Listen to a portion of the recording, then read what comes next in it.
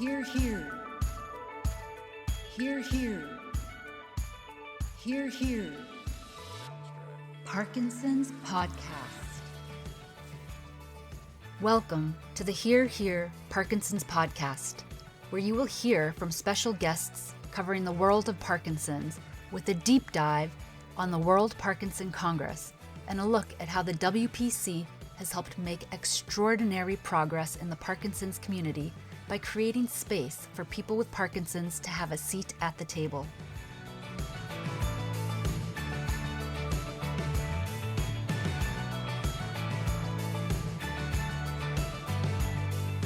Hear, hear, hear, hear. It's another episode in the Parkinson's Community Podcast, leading up to us meeting each other and us meeting everyone else in Phoenix, Arizona at the end of May. My name is Edgar Valdmanis. I'm one of the 16 ambassadors for the Congress. I'm sort of I'm one of two co-hosts for this podcast. The other co-host is the one that everyone knows, Miss Eli Pollard. Hi, Edgar. Great to be here. Excited for this interview with our good friend. Yes, our distinguished guest today is Natasha Fothergill-Misbah from Newcastle University, right? Correct. Newcastle University in the UK, yes. Good. Welcome, Tash. How are you? Yeah, thanks for having me. I am good. It's almost Christmas, so we get a chance to switch off a little bit and relax. So I'm looking forward to it. Good. Yeah, there was a Freudian slip or what you call there. We're sort of not publishing 30 minutes after the recording, so this may not be published before the new year. Should I start again? It's the new year. No time reference. We'll let it run. I'm good. You're fantastic. So, a little bit about your background, Tash. Yeah, so I'm a researcher. So I did a PhD on Parkinson's disease in Kenya. So I basically all of my work focuses on Parkinson's in the African context. And it's been 5 years now since I finished my PhD and started doing more research. So Eli's like, oh God.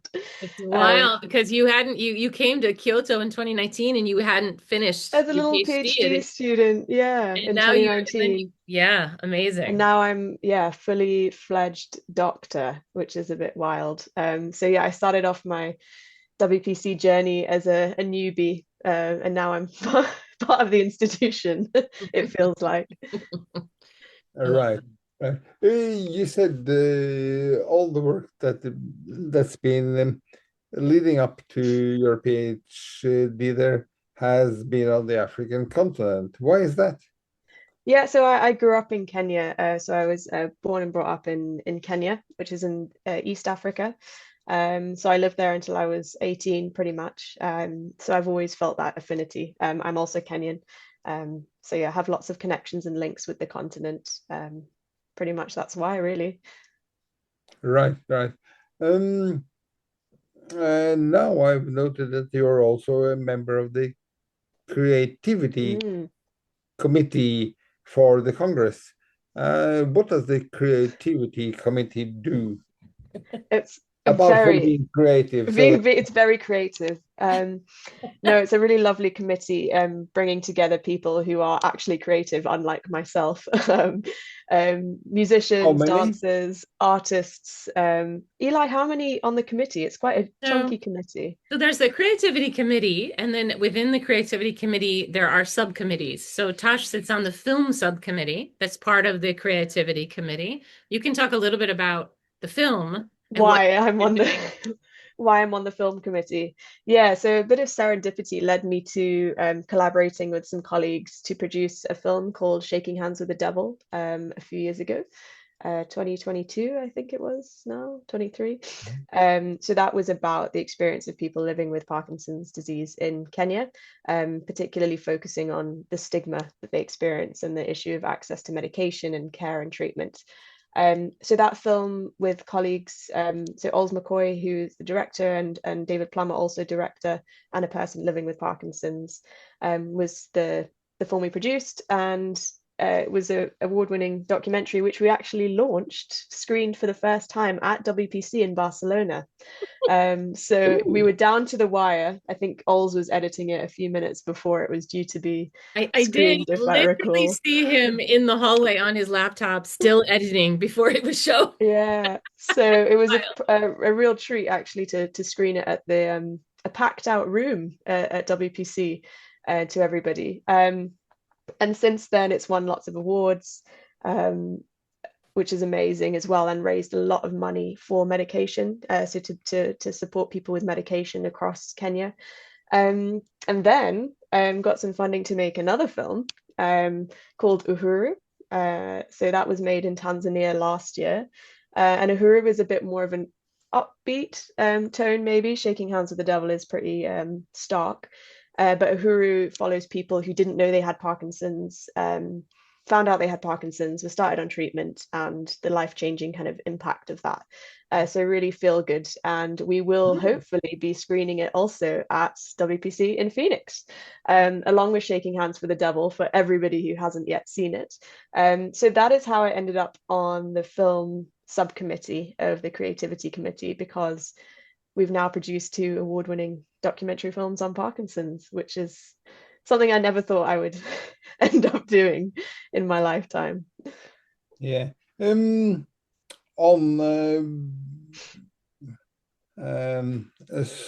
I'm just trying to rewire my brain to thinking in English so they ask the right questions. But you said it's called Shaking Hands with the Devil, and then something about stigma. Does that mean that there is a lot of stigma in Africa, in the sub-Saharan part of? Is that actually different from the people always seems to me speak about the sub-Saharan part of Africa? Is there such a difference between the northern part and the? Yeah, so the Sahara makes a sort of natural division, I guess it was, from the North African countries, which are much more closely affiliated with the sort of Middle East and much more Muslim predominant, versus sub-Saharan Africa, which have a genetic difference as well. A lot of people who do global health research don't like the term sub-Saharan Africa. It's not a real term, but we still use it anyway, because it is that kind of distinction. But yes, so stigma, like anywhere else across the world, exists towards people with Parkinson's, from people with Parkinson's themselves. The name Shaking Hands with the Devil came about because of this kind of added layer of stigma in which people associate Parkinson's with evil spirits or demonic possession or a curse.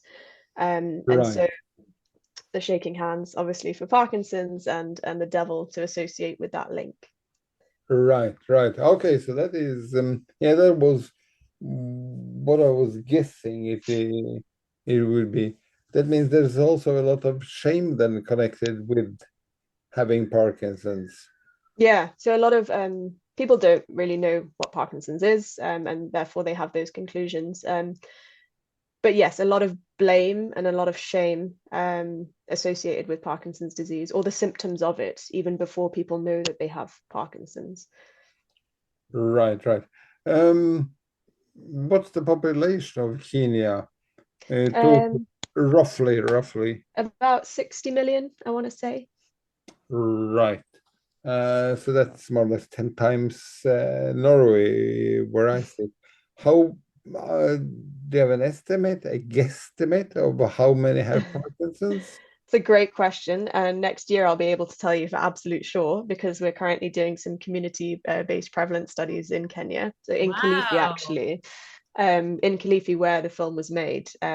So we've done prevalence studies in Kenya, Tanzania, Ghana, and Nigeria. So stay tuned. We may have some preliminary data, maybe at Phoenix, to show you about the prevalence. But based on estimates from Nigeria, which we've kind of looked at, it's probably about the same as the rest of the world, really, and maybe a bit lower, but much higher than previously thought. So I can't really give you a specific number, but it's pretty much what it is in the rest of the world where we know. Right. I'm curious, just on Tash, on the it's higher than you think than was previously estimated. Is that just because, I mean, is that partly because of lifespan and life expectancy, or is that just because, I mean, why would that be? Well, lots of reasons. So because the populations are getting older, exposure to a lot more risk factors like everywhere else in the world as well. Yeah. But obviously, also the lack of data that we had. So the estimates that we had weren't based on very good data. So it was just assumed that Parkinson's wasn't as common because people didn't see it. So if you're not presenting to the neurologists, or there are no neurologists, or people aren't doing research, Right. you're just going to assume that it's lower. So now that we actually have the data, it's particularly in urban regions, it's much higher. A little lower in the kind of rural areas that we've looked at. So yeah, it will be interesting to understand why and unpick that data a bit more. But bottom line is it's common. Is there anyone out there saying something about where it comes from? I mean, we do have they have already been speaking on our podcast here. Two doctors called Michael Oken and Ray Dorsey, previous editors of the book Ending Parkinson's Disease, now coming out with a new book called Plan, which is an acronym on forwards and making up a PLAN, plan. And these two guys are very, very heavily, I would say, tuned towards what they call environmental poisons, such as pesticides, dry cleaning equipment, etc., etc. Does that connect with anything in Africa? Yeah, so we certainly think so. And again, it's another thing that we're looking at through the study that I mentioned. So that study is called TRAPCAF, Transforming Parkinson's Care in Africa. So we are actually looking at pesticides and heavy metals in the environment through soil and water samples. So we'll be able to see whether there are particular pesticides on the market, for example, that are actually banned elsewhere because they are known to have damaging effects. So yeah, we'll know more later. I'll have to come back and do a post WPC podcast. We love that. But tea and coffee farming, for example, in East Africa is huge, and people do spray a lot of pesticides unprotected as well. So it will just be sprayed everywhere. They'll use the cartons for other purposes, for drinking maybe. So there is definitely a link that we think is there because of the environmental factors as well. So yes. Also genetics. I mean, so again, we're exploring the genetics of Parkinson's across Africa, collaborating with the Global Parkinson's Genetics Program. So we really hope to look at what exciting mutations we find through that as well. That'll be very interesting. That's the GP2, right? Exactly, so GP2 and Parkinson's and the PD generation are actually, I don't know if you know this yet, Tosh, but we're hosting a genetic testing at the WPC. I saw that. Right. It looks amazing. So it'll be GP2 and PD generation that will be running that space. So anyone with Parkinson's, if they wish to, can then participate in the genetic testing with counseling afterward as well. So amazing. So if they haven't done it before, when they're on site, they will have that opportunity. That's incredible. And yeah, I mean, we know that the kind of genetic data that we have is hugely missing from a lot of regions of the world, including populations in Africa. So we're excited to contribute to improving that N equals for GP2 and see what new things we can find out. Amazing. Yes, it definitely is. Getting back to the Congress as such, you participated at two previous ones, the one in Kyoto and the one in Barcelona. And what was your takeaway from those two congresses, Tash? Gosh, I think Kyoto was actually my first, big conference at WPC, and it was a bit of a surprise. I think Eli, we got connected through Helen, who ran Africa Parkinson's Disease Foundation, and suddenly I was thrust into into the WPC world, and it was a lot to take in. Being in Japan, firstly, was incredible. And then being among this community of people who had this kind of one goal of improving the lives of people with Parkinson's and people with Parkinson's themselves. It was an incredible opportunity. I met so many people, made a lot of friends who I now am still very, very good friends with through that conference. One of the things I noted was that wasn't as much representation from the continent of Africa as we would like to be. And that was so different at WPC in Barcelona, thanks to a lot of different reasons. The connection that you have, Eli, with the Edmund J. Safra, who funded some people to come from the continent, as well as our research grant, who we were able to fund some people from the continent as well to come to Barcelona, and these are people who are working with the community with Parkinson's disease, support group leads and such, and very excited that we'll also be supporting people from Africa to come to Phoenix as well. So we're really hoping that the representation from Africa increases every few years. Yes, I know. We're working on it. We're working on it. But we're also doing our part, and it's obviously difficult, but we're certainly trying to get more people involved. But Barcelona, again, was an incredible experience. I think the energy of being among this community is just infectious, and everybody leaves with such a high. Actually, it's quite sad when everyone leaves. You feel like you're such a kind of such a community, and then you go and you think, oh, I miss everyone. It was such an incredible opportunity. One of my favorite conferences, basically. Full stop. Yeah. Well, Sarah Rigare from Sweden, whom very, very many people know, said in the podcast where we were meeting her and interviewing for the upcoming Congress. She said something like, you come for the science, but you stay for the community. And which both Eli and I applauded, because we said, yeah, that is so right. Because you meet people in the afternoon over a beer, a glass of wine, whatever. Walk down the street, there's an outdoor cafe. People wave and say, oh, hi, Edgar, you have to come over and meet. So-and-so. So,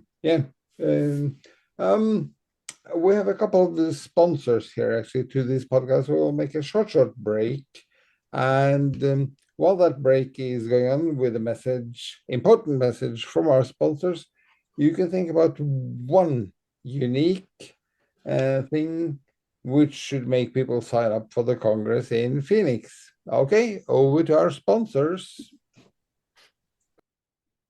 This episode is brought to you by two of our friends who are sponsoring the World Parkinson Congress, our friends at Blue Rock Therapeutics and our friends at Rune Labs. I'm excited to tell you a little bit about both of these great partners. Blue Rock Therapeutics is a clinical stage cell therapy company focused on developing cellular medicines for people living with neurological and ophthalmic diseases. Blue Rock's investigational cell therapy for the treatment of Parkinson's is currently being tested in a phase 3 clinical trial called Expedite-2. You can learn more about that trial and other things that Blue Rock is doing on their website at www.bluerocktx.com. Now, our other sponsor for this podcast, our friends at Rune Labs. Let me tell you a little bit about what they're doing. Strive PD is a free app powered by Rune Labs that uses FDA-cleared Apple Watch and iPhone movement data. Strive PD helps people with Parkinson's understand their symptoms, optimize their therapy, and stay connected to their care team.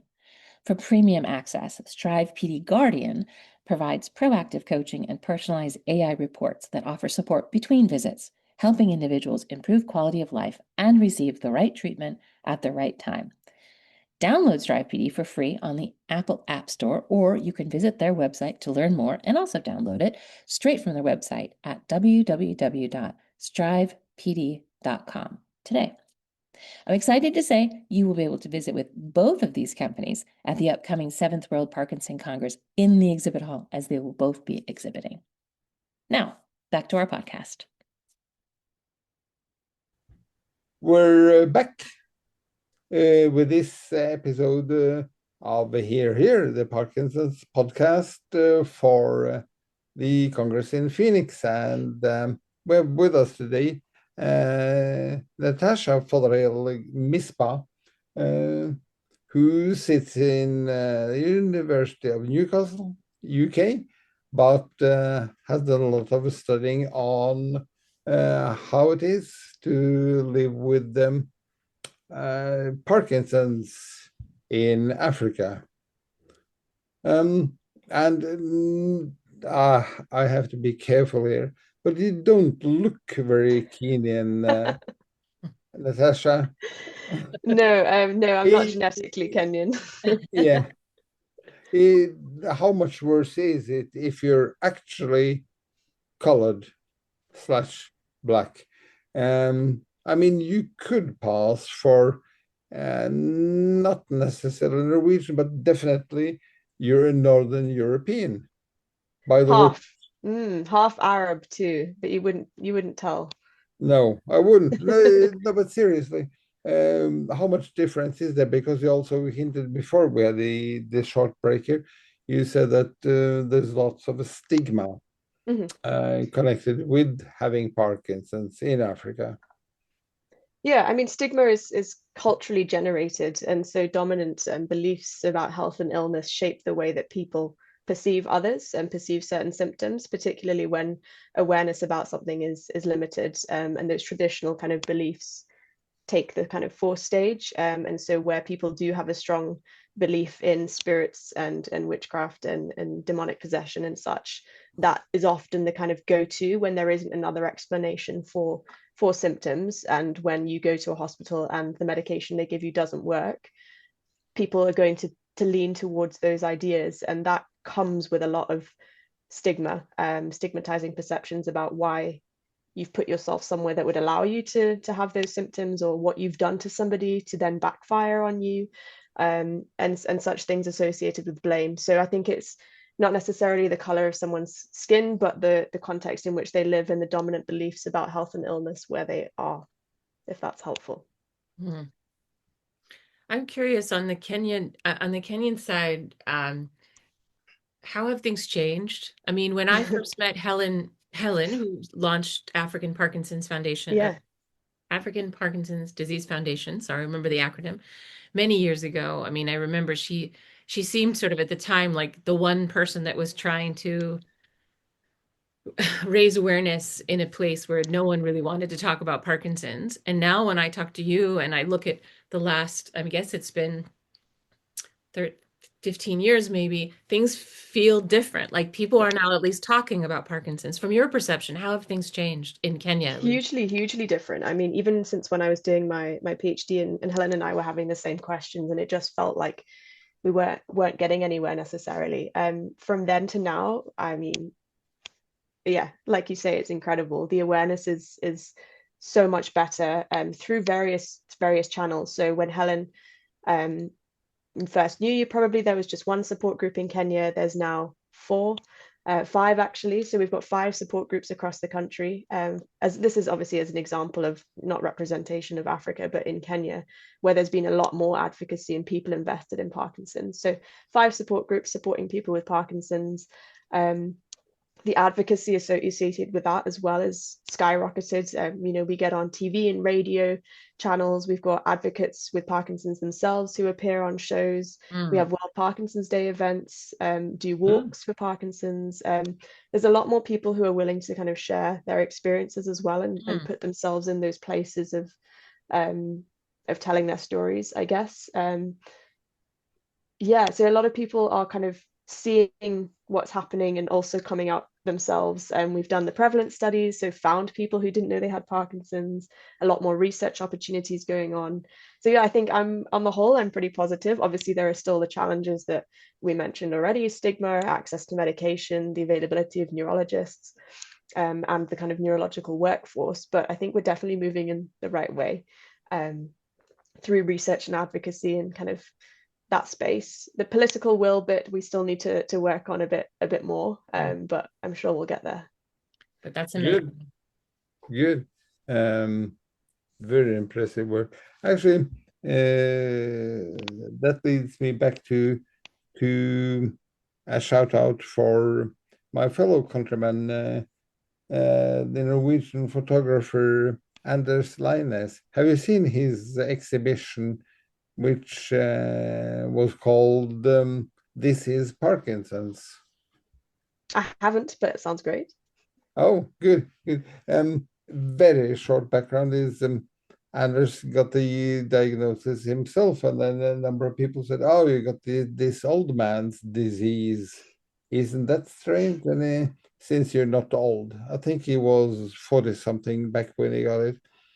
And then Anders said, "Well, this is wrong on so many counts."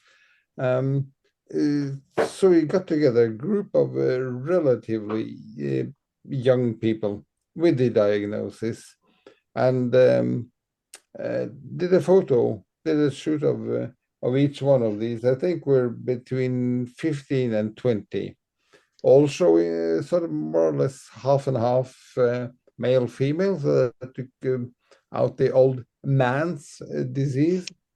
And then since most of these people were in their mid 40s to early 50s, then that took out the word old. And then he followed up last year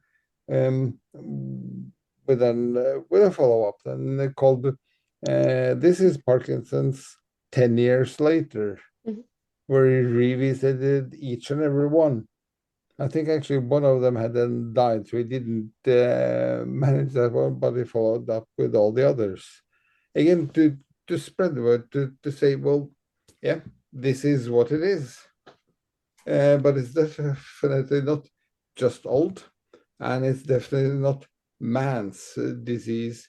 It hits both sexes more or less likewise, possibly a 40-60 split there.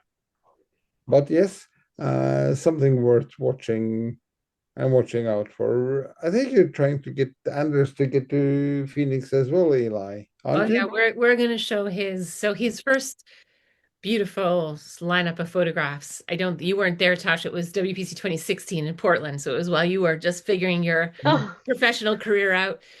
He did a beautiful photo exhibit of people with young onset Parkinson's from Norway to really change the conversation in that country about what Parkinson's looked like. And then he followed those people, those 20-some people, and 10 years later took photographs of them again, holding their old photographs to show sort of how they've changed, how Parkinson's changed them physically. It's absolutely stunning and beautiful photographs. And he's an excellent photographer. That's not his profession, though he could do it professionally, I think, if he wanted to. So we will have those. It actually is. It actually is.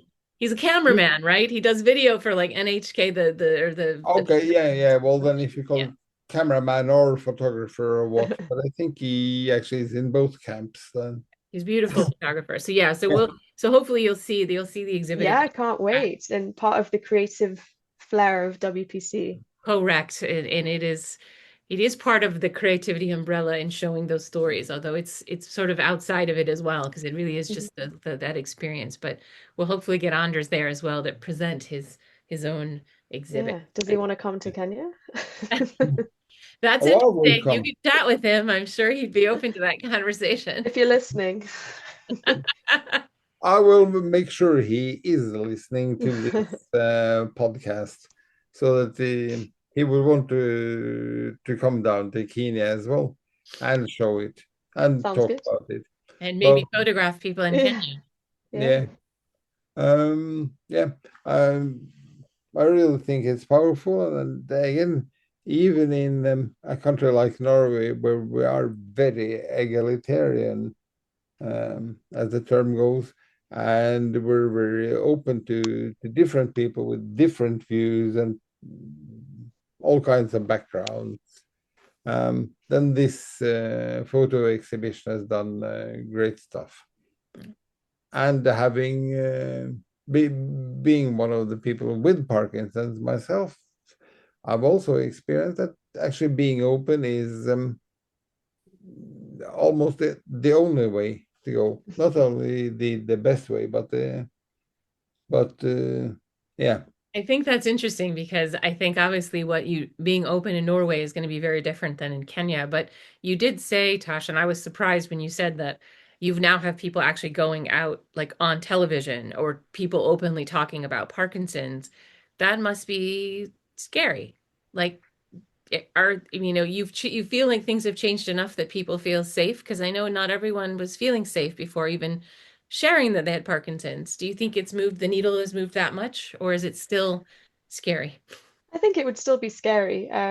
People are always going to fear that judgment and the result of that judgment. But I think there's a lot to say about that ownership of, I have Parkinson's disease, it is a disease, it has treatment, and that sort of narrative that then people go, oh, okay then. And when you have that label, that really brings that legitimacy of, okay, it is actually a disease or a disorder or, a health problem, not X, Y, and Z. So I think that ownership is really powerful. And I think it depends what kind of platform and communities that you're sharing in.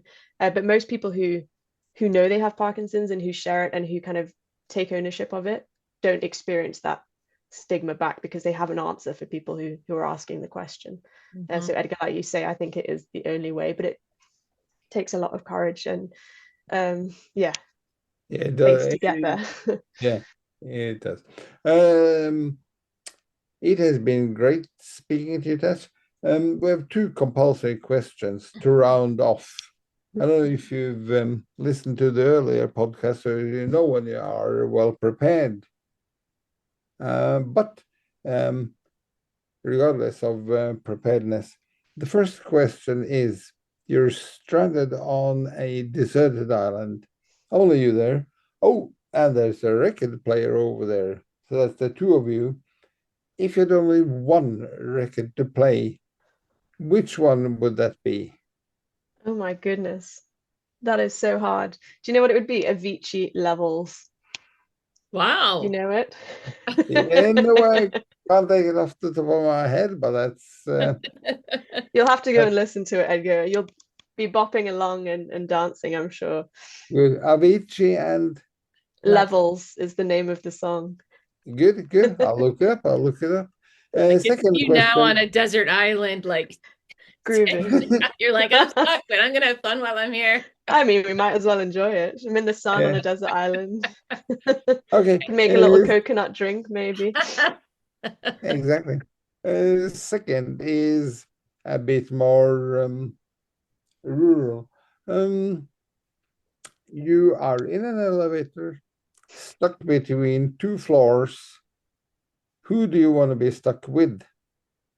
Oh my goodness. Can I say Trump? Oh, really? Okay. I think we could have a fascinating conversation. Oh, fascinating. You said what? We could have a fascinating conversation. Yeah.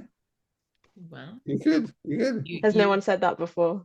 Not yet. You're the first. Yes. Exciting. You would have a fascinating conversation. That is true. Definitely. Amazing. Yeah, that's great. Oh, good answers. Avicii Levels and Trump. That's amazing. Good. Did you ever think you'd hear those two in a conversation? He likes to do this funny dancing. This podcast with only audio, no video. But I think if he did this, what we've seen, this YMCA stuff, where he sort of makes funny moves with his fist, etc. And then Natasha, with her African background, shows how you really do the moves.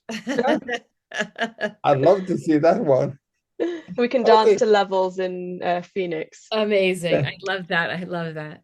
This has been a really fun podcast. I know we could talk all day and really appreciate you coming, Tasha, and all the great work you're doing. It really does feel like I knew you before you got your PhD, and you got your PhD, and you're just doing really just awesome, awesome work. And I say that, I don't use that word often when I describe their work, but I just think it's so impactful and wonderful, and so great to see the attention across the African continent, but really what you're doing in Kenya and what everybody's doing in Kenya is just really just wonderful to see. Thank Well, you. thank you, Eli. I mean, a lot of the things that I've been able to do is because I have access to such an incredible community, and a lot of that has been because of the WPC. So, yeah, thank you also.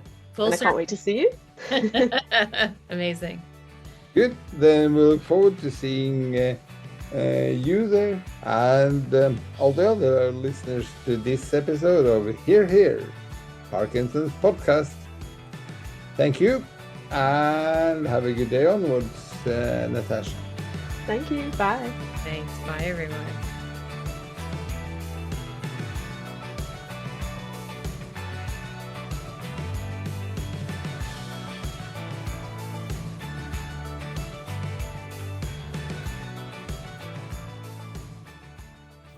Thank you for listening to the Here, Parkinson's podcast. We hope today's conversation inspired you. If you'd like to experience the energy, connection, and impact of the global Parkinson's community firsthand, join us at the 7th World Parkinson Congress, May 24th to the 27th, 2026 in Phoenix, Arizona. Learn more at WPC2026.org. This podcast series is made possible with support from Blue Rock Therapeutics and Rune Labs.